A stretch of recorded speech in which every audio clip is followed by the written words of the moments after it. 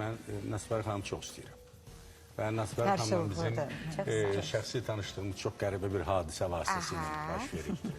İstəsə deyək onu. İndiki Heydər Əliyev Sarayında haradasa bir 25 yıl olar bundan qabaq. Konsert proqramıdır, dövlət tədbiridir. Dövlət tədbiri. Mən də aparacağım. Dayanmışam belə, birdən Nəsbər xanım pilləkənlərdən düşə-düşə gəldi. Bir də əlində bir şey var idi. Verdi bunu mənə, çıxdı getdi. Tanımırsınız bir-birinizi belə. Birinci dəfə deyil, yok, tanıyırız belə. Yəni şəxsən. Amma belə şəxsi belə münasibətlərimiz yox. Verdi, gedəndən sonra açdım. Brilliant komplekt. Üzük və sırğalar. Yəqin deyib, saxla gəlini götürəcəm. Koydum bunun içimdə. Getdi, deməli oxudu, konsert, mən də o şey demiş, orada aparıram, səhnəyə çıxırdı. İstəmədim. Elə çıxım səhnəyə. Proqram bitdi. Proqram bitdi. Nəsbər xanım çıxıb gedib yuxarı.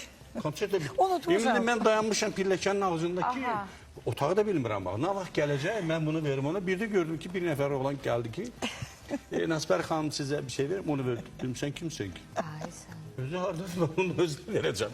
Belə sonradan bir şey deyil. Ay sağ olun. Gətirdim, Nəsbər xanım özünə verdim.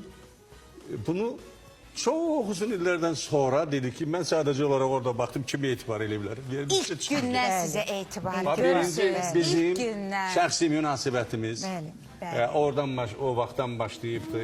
Və mən açını söyleyeyim ki, mən Nəsbər xanımın insan kimi xətrini çox istəyirəm. Həm sənətçi kimi onu daima dinləyirəm. Gözəl xanım kimi çox sağ olun. Çox deyərəm, amma bəziləri bəlkə qısqanıb eləyərlər, gəlmə. Və eyni zamanda da Nəsbər xanımla çox rahat istənilən mövzuda tanışmaq olur. Bilirsiniz, xoşbəxt o adamdır ki, onu rahatlıqla dinləməyi bacaran dostları var. Və bu günləri Nəsbər xanım yenə də sənət meydanındadır, yenə də sənətini nümayiş elətdirir. Və istəyirəm ki, eyni zamanda hamı bunu da bilsin ki, Nəsbər xanım həm də çox etibarlı və sədaqətli bir dostdur. Bəli.